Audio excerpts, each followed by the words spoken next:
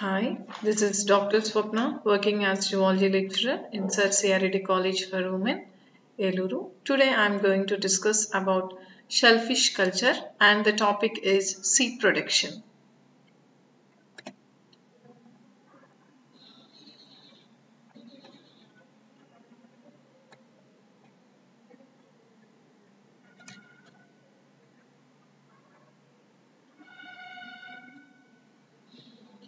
Production of seed stock. Though hatchery techniques have been developed for the main species of shrimps farmed, commercially only a small proportion of the global requirement of seed stock is presently produced in hatcheries. So, hatchery techniques అనేవి ఎందుకు అంటే ఈ shrimp స్పీషీస్ని produce చేయడానికి కమర్షియల్గా కొన్ని important species like Macrobrachium rosenbergii, Macrobrachium malcolmsonii ఇలాంటి స్పీషీస్ని and also marine water species Penaeus indicus, Penaeus japonicus, so ఇటువంటి కమర్షియలీ ఇంపార్టెంట్ స్పీషీస్ని రేర్ చేయడానికి ఉపయోగపడేటువంటి హ్యాచరీ టెక్నిక్స్ని ఉపయోగించి ఈ ష్రింప్ స్పీషీస్ని రేర్ చేయటం జరుగుతుంది. సో మనకి న్యాచురల్ హ్యాబిటేట్స్లో వీటి యొక్క లభ్యత చాలా తక్కువగా రావటం వల్ల వీటిని హ్యాచరీస్లో ప్రొడ్యూస్ చేయడం జరుగుతుంది. And of course countries like Japan, Taiwan ఈ కంట్రీస్ చూసినట్టయితే వీళ్ళు సీడ్స్ని హ్యాచరీస్లోనే వాళ్ళకి కావాల్సినంత ప్రొడ్యూస్ చేసుకోవడం జరుగుతుంది. And there are some other major shrimp culturing countries. So major shrimp culturing countries మనం చూసినట్టయితే వీళ్ళు they are dependent on the collection of naturally, అంటే వీళ్ళు natural habitats like rivers, canals, ponds, natural habitats-లో వీళ్ళు ఆ సీడ్స్ని కలెక్ట్ చేసుకోవడం జరుగుతుందన్నమాట. ఏవి major shrimp culturing countries. Occurring post larva and juveniles when available rather than waiting for hatchery systems of production to be established. So ఈ major shrimp culturing countries చూసినట్టయితే వీళ్ళు ప్యూర్గా ఈ న్యాచురల్ హ్యాబిటేట్స్లో లభ్యమయ్యేటువంటి సీడ్స్ మీద డిపెండ్ అవ్వటం జరుగుతుంది. ఎందుకని అంటే ఈ హ్యాచరీ సిస్టమ్స్ని ఎస్టాబ్లిష్ చేసి అవి ప్రొడ్యూస్ అయ్యేంత వరకు వెయిట్ చేయడం కంటే ఈ పోస్ట్ లార్వల్ ఫార్మ్స్, జువినైల్స్ న్యాచురల్ హ్యాబిటేట్స్లో లభ్యం అవ్వే వాటిని వీళ్ళు కలెక్ట్ చేసుకోవడం జరుగుతుంది అనమాట. However the collection of wild seed stock is not divide of problems. So కంపల్సరీగా ఈ వైల్డ్ సీడ్ స్టాక్ లభ్యత అనేది డెఫినెట్గా మనకి న్యాచురల్ హ్యాబిటేట్స్లో లభ్యం అవుతుంది. There are considerable difficulties in sorting out the required species from the mixed collections, which may contain the larva of slow-growing, undesirable species of shrimps and also of predatory or weed fish. So ఇక్కడ ఏం చెప్తున్నారు అంటే natural హ్యాబిటేట్స్లో ఈ seeds collect చేయడం వల్ల there are some difficulties, కొన్ని problems అనేవి ఉన్నాయి అంటున్నాడు. ఏంటి ఆ ప్రాబ్లమ్స్, ఆ డిఫికల్టీస్ ఏంటి అంటే సో మిక్స్డ్ కలెక్షన్స్ మనం ఎప్పుడైనా సరే న్యాచురల్ హ్యాబిటేట్స్లో మనం కలెక్ట్ చేసాము అంటే డెఫినెట్గా ఒకే స్పీషీస్కి సంబంధించినటువంటి ఫ్రైస్ అనేవి సీడ్ అనేది లభ్యం అవ్వదు. So mixed collection, so mixed వెరైటీస్ని కలెక్ట్ చేయడం జరుగుతుంది. ఇలా మిక్స్డ్ వెరైటీస్ని కలెక్ట్ చేసినప్పుడు ఆ సీడ్స్లో వాటిని సార్ట్అవుట్ చేయడం కొంత డిఫికల్టీయే. ఎందుకంటే వాటిలో కొన్ని స్లోగా గ్రో అయ్యేటువంటి స్పీషీస్ ఉంటాయి, కొన్ని అన్డిజైరబుల్ స్పీషీస్ ఆఫ్ ష్రింప్స్, అంటే మనకి అవసరం లేనటువంటి ష్రింప్స్ అన్నీ కూడా they come under undesirable species, అవసరం లేనటువంటి ష్రింప్ స్పీషీస్ని అన్డిజైరబుల్ స్పీషీస్ ఆఫ్ ష్రింప్స్ అంటారు. సో అవి and also of predatory or weed fishes. Weed fishes are nothing but the trash fishes where the fish is not consumed by humans. Those fishes are called as weed fishes antaru. And predatory fishes means those fishes which feed upon the other aquatic organisms. So ivanni kuda mixed varieties lo present ayi undatam valla వీటిని sort out చేయడం అనేది కొంత కష్టమైనటువంటి పని. Mixed వెరైటీస్లో స్లోగా grow అవేవి ఉంటాయి, undesirable species ఉంటాయి, అంటే మనకు అవసరం లేనటువంటి ష్రింప్ స్పీషీస్ ఎగ్స్ ఉంటాయి, అలాగే ప్రిడేటరీ ఫిష్ స్పీషీస్ ఉంటాయి, అలాగే వీడ్ ఫిష్ స్పీషీస్ యొక్క ఎగ్స్ కూడా అందులో ప్రెజెంట్ అయి ఉంటాయి. సో అన్ని మిక్స్డ్ ఎగ్స్లో మనకి కావాల్సినటువంటి డిజైరబుల్ ష్రింప్ సీడ్ని సార్ట్ అవుట్ చేయటం చాలా డిఫికల్టీతో కూడుకున్నది. And secondly there may be marked fluctuations in their availability. అంతేకాకుండా మనకి లభ్యమైనటువంటి ష్రింప్ సీడ్స్లో అన్నీ కూడా మనకి వీలుగా ఉన్న టైంలో మనకి లభ్యం అవ్వదన్నమాట. సో వాటి అవైలబిలిటీ ఒక్కొక్కసారి అవైలబుల్గా అవ్వచ్చు. కొన్ని రైనీ సీజన్లో అవైలబుల్గా ఉంటాయి, కొన్ని వింటర్ సీజన్లో అవైలబుల్గా ఉండొచ్చు, కొన్ని ఓన్లీ సమ్మర్ సీజన్లో మాత్రమే అవైలబుల్గా ఉంటాయి. సో అలా మనకి లభ్యం అవుతే అది ఎప్పుడు అది మనకి ఎక్కువగా లభ్యమవుతుంది అనేది తెలుసుకోవడం కూడా కష్టమే. And thirdly the shrimp fishermen in the area are more than likely to ascribe poor commercial catches of shrimps to the fishing of the larvae and juveniles for farming, and this can cause social conflicts. So అంతేకాకుండా ఈ షరింప్ fisherman ఎవరైతే ఉంటారో ఆ ఏరియాలో వాళ్ళు poor commercial catches గురించి ఆపాదించడం జరుగుతుందన్నమాట. So డెఫినెట్గా లార్వల్ ఫార్మ్స్ అనేవి వేరే వాళ్ళు క్యాచ్ చేసుకోవడం వల్ల అక్కడ సోషల్ కన్ఫ్లిక్ట్స్ అనేవి అరైజ్ అవడం జరుగుతుంది. And collection of wild seed stock.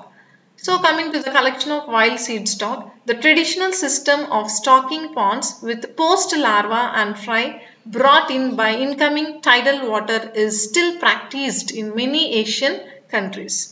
So traditional system of stocking Pond's మనం చూసినట్టయితే వాటిలో పోస్ట్ లార్వా అండ్ ఫ్రైని కలెక్ట్ చేయడం జరుగుతుంది. ఎలా కలెక్ట్ చేస్తారు అంటే బై ఇన్కమింగ్ టైడల్ వాటర్, అంటే పెద్ద పెద్ద అలల ద్వారా వచ్చేటువంటి వాటర్, అలల ద్వారా ఏ వాటర్ అయితే వస్తుందో ఆ వాటర్లో వీళ్ళు పోస్ట్ లార్వాని ఫ్రైని కలెక్ట్ చేయడం జరుగుతుంది అన్నమాట. దీన్ని traditional system of stocking ponds అంటారు. సో వీటిలో ఇలా లభ్యమైనటువంటి ఈ సీడ్స్ని ఈ ట్రెడిషనల్ సిస్టమ్ ఆఫ్ స్టాకింగ్ పాండ్స్లో రేర్ చేయడం జరుగుతుంది అనమాట. And to eliminate unwanted fish larva and fry and to estimate the number of shrimp post larva and fry stock, an improved system of stocking has been proposed. So unwanted fish larva ni eliminate cheyalanna, unwanted fish fry ni eliminate cheyadaniki, ante kakunda aa tidal water ద్వారా ఎన్ని number of shrimp post లార్వాలు ఎన్ని number of fries మనకి లభ్యమయ్యాయి అని తెలుసుకోవడానికి improved system of stocking has been proposed అని చెప్తున్నాడు. Next, this starts by filling nursery ponds with as many larva and fry as possible by manipulation of the tidal flow. So దీన్ని ఏం చెప్తున్నారు అంటే ఇలా టైడల్ వాటర్ ద్వారా వచ్చినటువంటి పోస్ట్ లార్వల్ ఫామ్ని ఫ్రైస్ని నర్సరీ పాండ్స్లో ఫిల్ చేయమంటున్నారు, నర్సరీ పాండ్స్లో వేసి రేర్ చేయమంటున్నాడు. సో ఎలా చేయమంటున్నాడు? By manipulation of tidal flow. So tidal flow వచ్చి డైరెక్ట్గా నర్సరీ పాండ్స్లో పడేటట్టుగా, లేదంటే త్రూ పైప్స్ ద్వారా ఈ టైడల్ వాటర్ వచ్చి ఈ నర్సరీ పాండ్స్లో వచ్చేటట్టుగా చూసినట్టయితే మనం వాటిల్లోనే ఈ లార్వల్ ఫార్మ్స్ని ఫ్రైస్ని రేర్ చేయొచ్చు. So after about a month, the nurseries are treated with tea seed cake. So 1 month tarvata aa nurseries ni tea seed cake toti treat cheyamantunnadu. So that means containing 10 to 15% saponin. 10 to 15% saponin kaligi untundi. Danne tea seed cake antaru. At a rate of 10 to 25 ppm to kill all the fish without affecting the shrimps. So shrimps అనేవి affect అవ్వకుండా అందులో మనం tea seed cake తోటి treat చేసినట్టయితే అందులో ఉండేటువంటి fishes, unwanted fishes or trash fishes అటన్నిటినీ కూడా మనం కిల్ చేయొచ్చు వితౌట్ అఫెక్టింగ్ ద ష్రింప్స్ అని చెప్తున్నాడు. And the shrimps can then be transferred to the rearing or production ponds. So the shrimps can then be transferred. Tarvata veetini ekkadiki transfer cheyamantunnadu? Rearing or production tank ponds ki transfer cheyamantunnadu. Is it clear, girls? So ee tidal flow ద్వారా వచ్చేటువంటి water ని nursery ponds లోకి fill అయ్యేటట్టు చూసి ఈ nursery ponds లో so ఏమవుతుంది, ఈ లార్వల్ ఫార్మ్స్ ఫ్రైస్ అన్నీ కూడా టైడల్ ఫ్లోతో పాటుగా వచ్చి నర్సరీ పాండ్స్లో ఫిల్ అవుతాయి అన్నమాట. అలా ఫిల్ అయిన తర్వాత ఆఫ్టర్ 1 month ఫిల్ అయిన 1 month తర్వాత మనం the nursery should be treated with tea seed cake తోటి ట్రీట్ చేయాలి. అలా చేసినట్టయితే అందులో ఉండేటువంటి ట్రాష్ ఫిషెస్ కానివ్వండి, మిగిలినటువంటి అన్వాంటెడ్ అన్డిజైర్డ్ ఫిషెస్ అన్నిటినీ కూడా కిల్ చేసేస్తుంది అనమాట. అది అలా వితౌట్ అఫెక్టింగ్ ద ష్రింప్స్ని అఫెక్ట్ చేయకుండా మిగిలినటువంటి అన్వాంటెడ్ అన్డిజైరబుల్ ఫిషెస్ అన్నీ కూడా చనిపోతాయి. అలా చనిపోయిన తర్వాత after 1 month the shrimps should be transferred to the rearing or production tanks. Next, wild shrimp fry can be collected with different types of nets and lure lines. So wild shrimp fries అనేవి ఎలా collect చేయొచ్చు అంటే different types of nets ఉన్నాయి, with different types of lure lines ద్వారా మనం collect చేయొచ్చు. అందులో nets వచ్చేటప్పటికి push nets and scissor nets are probably the most common equipment used. So ఈ ష్రింప్ ఫ్రైని మనం కలెక్ట్ చేయాలి అంటే కంపల్సరీగా పుష్ నెట్స్ని, సిజర్ నెట్స్ని యూజ్ చేయాలి. So push nets, scissor nets అనేవి మీకు నెక్స్ట్ స్లైడ్లో కనిపిస్తుంది. This is scissor net. ఇది సిజర్ నెట్ అమ్మా. Here the handle which is in the shape of scissors and this is push net and this is scoop nets. So కింద చూసారా, scoop net అనేది ఇలా ఉంటుంది. And this is fine meshed bag nets. So ఇక్కడ చూడండి, push nets and scissor nets are probably the most common equipment used. So compulsory ga shrimp fries ni collect cheyali ante the nets that used is push and scissor nets, whereas lure lines very much like the ones used for milkfish fry collection. So milkfish fry collection ki use chesevi lure lines.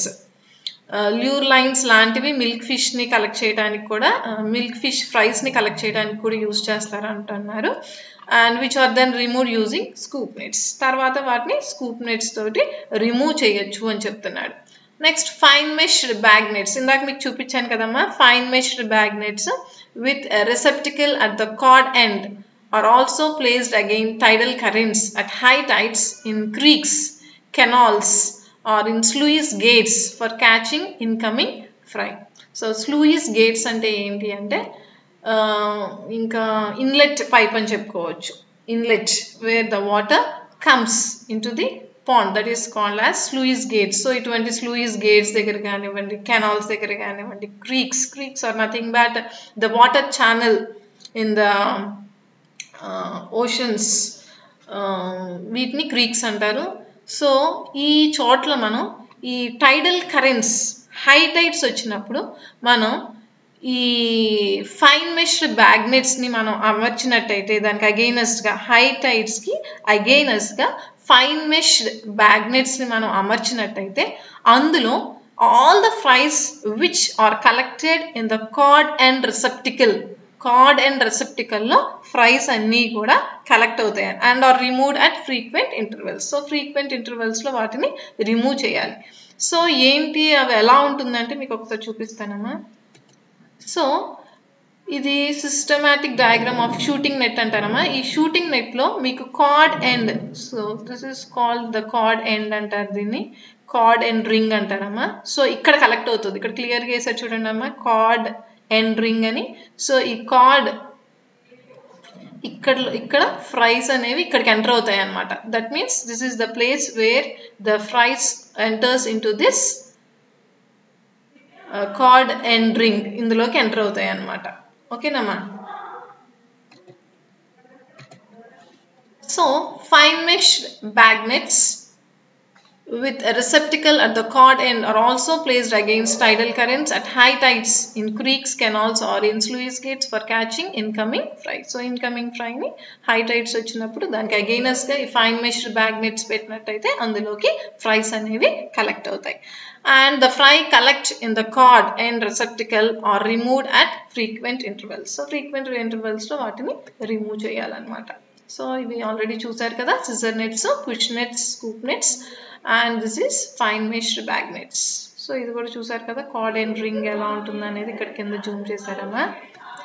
And the sorting of shrimp fry according to species requires considerable experience.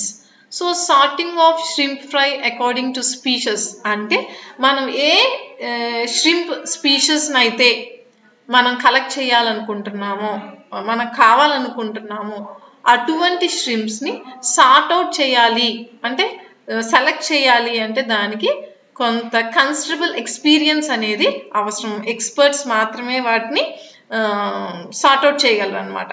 So expert అంటే ఏంటి అంటే దాని యొక్క nature తెలిసి ఉండాలి, ఆ species యొక్క nature అది ఎలా ఉంటుంది, ఏ కలర్లో ఉంటుంది, లొకేషన్ ఆఫ్ పిగ్మెంటేషన్, ఎక్కడెక్కడ పిగ్మెంటేషన్ ఎలా ఉంటుంది, దాని బాడీ షేప్ ఎలా ఉంటుంది, అండ్ మోడ్ ఆఫ్ లోకోమోషన్, ఏ టైప్ ఆఫ్ లోకోమోషన్ని చూపిస్తుంది అంటే బాడీ కదలిక ఎలా ఉంటుంది. And these are some of the main identifying characters anamata. So experts can identify these characters very easily. Next, coming to the hatchery production of seed stock. So in hatchery production of seed stock chusinattaithe, following on the early success of hatchery production of post larva Penaeus japonicus, considerable research effort has been directed towards the controlled maturation, spawning and larval rearing of a number of shrimps and of the freshwater prawn Macrobrachium rosenbergi. So ఈ hatchery production చూసినట్టయితే, so early success చూసినట్టయితే hatchery ప్రొడక్షన్లో మనం early success చూసినట్టయితే like post larva, ఈ Penaeus జపానికస్ hatchery production చూసినట్టయితే చాలా research efforts చేసిన తర్వాత, వాటి మీద చాలా రీసెర్చ్ చేసిన తర్వాత they are directed towards the controlled maturation. So controlled maturation ela cheyali, spawning ela cheyali, larval rearing, number of shrimps and of the freshwater prawn of Macrobrachium rosenbergi. So ivanni kuda chaala research chesina tarvata ఇవన్నీ కూడా ఈ controlled maturation కానివ్వండి, spawning కానివ్వండి, larval rearing of number of streams కానివ్వండి, and also fresh water prawn like Macrobrachium rosenbergii కానివ్వండి, ఇవన్నీ కూడా చాలా research effort, considerable research effort has been directed అనమాట. Though initial attempts were directed towards mass production with gravid females caught from the fishing grounds, success has since been achieved in the maturation and mating of shrimps in captivity. So chala initial attempts aina tarvata, so they were directed towards mass production. So gravid females ద్వారా ఎక్కువ మొత్తంలో production జరిగేటట్టు చూసారనమాట. So అలా చూసిన తర్వాత success has since been achieved in the maturation. So అలా చేసిన తర్వాత ఏం జరిగింది అంటే, సో సక్సెస్ అనేది ఈ మెచ్యురేషన్లో కానివ్వండి, మేటింగ్ ఆఫ్ స్ట్రిమ్స్ ఇన్ క్యాప్టివిటీ, ఎలా మెచ్యురేషన్ ఎంత ఫాస్ట్గా అవ్వాలి, మేటింగ్ ఎలా జరపాలి స్ట్రిమ్స్లో అనేవి, వీటిలో వీళ్ళు సక్సెస్ రేట్స్ని చూడటం జరిగిందనమాట. Next, buried females. So buried females of freshwater prawns can be obtained from natural habitats or from pond farms. So ఈ buried females అనేవి freshwater prawns buried females of freshwater prawns can be obtained from natural habitats. Natural habitats nunchi buried females ni collect cheyadam jarugutundi, or from pond farms అని చెప్తున్నాడు. Alternatively, breeding stock maintained in tanks and aquaria can be mated after the mature female undergoes prenuptial molting. So ఈ breeding stock మనం ట్యాంక్స్లో కానీ ఆక్వేరియంలో కానీ ఉంచినటువంటి ఈ breeding స్టాక్ని mate చేయాలి ఎప్పుడో after the female undergoes prenuptial moulting. Prenuptial moulting అనేది జరిగిన తర్వాత మెచ్యూర్ ఫీమేల్స్కి మేటింగ్ అనేది జరపాలి అని చెప్తున్నాడు. So prenuptial moulting is nothing but shedding of the old skin అని చెప్పుకోవచ్చు, shedding of the old cover అని చెప్పుకోవచ్చు. ఓకేనమ్మా. Next one is, so this is the reference of aquaculture principles and practices, second edition, TVR Pillai and MN Kutti. మనకి ఈ book Pillai లైబ్రరీలో అవైలబుల్గా ఉంది, so you can refer. So if you have any doubts you can call me or you can WhatsApp me so that I can clear your doubts. Thank you.